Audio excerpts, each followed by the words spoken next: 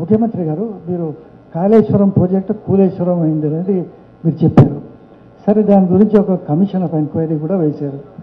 Commission of ఎంక్వైరీలో report వచ్చింది. రిపోర్ట్లో తప్పులు పట్టారు, ఇంతకుముందు ప్రభుత్వం చేసింది. కానీ మీరేమి చర్యలు తీసుకున్న భూగట లేదు. రెండోది, మీరు తీసుకోకుండా మీరు ఏమంటున్నారంటే కేంద్ర ప్రభుత్వం దీని మీద ఏమి చర్య తీసుకోలేదనేది అంటున్నారు. దీనికి అనుబంధ ప్రశ్న ఏమిటంటే, ఇప్పుడు కాళేశ్వరం కూలిపోయిన భాగాన్ని మీరు మళ్ళీ రిపేర్ చేయాలి. దానికి బోల్డంత ఖర్చు ఉంది. అలాగే మొన్న మీరు ఎస్ఎల్బిసి టన్నల్ ప్రాజెక్ట్కి మీరు సర్వే చేశారు, మీరు కూడా దాంట్లో భాగం పంచుకున్నారు. దానికి 42,000 కోట్ల ఎంత అవుతుందన్నారు. సో మీరు మొన్న ఈ ఫెడరేషన్ ఆఫ్ కాలేజ్ మేనేజ్మెంట్తో మాట్లాడుతూ మీకు ఫీ రీఎంబర్స్మెంట్ మేము డబ్బులు ఎట్లాగిస్తాము, మాకు ప్రతి నెల 16,500 కోట్లు మాకు ఆదాయం ఉంది, దాంట్లో 7,500 కోట్లు వీళ్ళకి ఖర్చు అయిపోతుంది జీతపత్యాలకి, మిగతా 6,000 కోట్లు వేరే వాటికి అవుతుంది, మిగిలేదు 5,000 కోట్లేను. మరి మీరు ఇన్ని పథకాలు చెప్పారు కదా, వీటికి అన్నింటికీ డబ్బు ఎక్కడి నుంచి వస్తుంది అనేది అడుగుతున్నాను. ఇప్పుడు మీరు అడిగిన ప్రశ్నలోనే కొంత సమాచార లోపం ఉంది. దయచేసి దీంట్లో చాలా కేంద్ర ప్రభుత్వ రంగ సంస్థలు, వివిధ ఏజెన్సీలు, బ్యాంక్ లోనింగ్ సిస్టమ్ ఉండబట్టి రాష్ట్ర స్థాయి విచారణ చేస్తే విచారణ జరిగే సమయంలో సుప్రీంకోర్టు జడ్జ్ విచారణ చేస్తున్న సందర్భంలో రాష్ట్ర ప్రభుత్వం మీద ఆరోపణలు చేశారు. కక్షగట్టి ప్రభుత్వం మా మీద విచారణ చేస్తుంది అని. అన్నిటికంటే దేశంలో పెద్ద విచారణ సంస్థ సిబిఐ కాబట్టి కేంద్ర ప్రభుత్వానికి అసెంబ్లీలో చర్చ చేసి అసెంబ్లీ శాసనసభ్యుల అభిప్రాయం మేరకు ఈరోజు సిబిఐకి ఇచ్చినాము.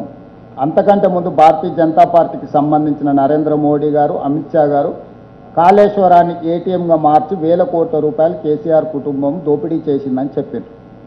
కేంద్ర మంత్రి కిషన్ రెడ్డి గారు స్పష్టంగా మాకు సిబిఐకి అప్పచెప్పండి, 48 గంటల్లో అందరినీ పట్టుకొచ్చి జైల్లో నిర్బంధిస్తామని చెప్పారు. కాబట్టి రాష్ట్ర ప్రభుత్వం శాసనసభలో చర్చించి మెజారిటీ శాసనసభ్యుల యొక్క సూచన మేరకు సిబిఐకి ఇచ్చినాము. 3 నెలలైనా ఈ రోజు వరకు దాని మీద ఒక్క అడుగు కూడా కేంద్ర ప్రభుత్వం ముందుకు వెయ్యలేదు. సిబిఐ కాళ్లకు బంధం వేస్తున్నది ఎవరో తేల్చాల్సింది మీడియా మిత్రులు. నెంబర్ 1. నెంబర్ 2, ఎస్ఎల్బిసిది మీరు తప్పు సమాచారం విన్నట్టున్నారు. మొత్తం ప్రాజెక్ట్ 100% పూర్తి చేయడానికే 4,600 కోట్లు, అందులో 3,200 కోట్లు ఆల్రెడీ ఖర్చు పెట్టినాం.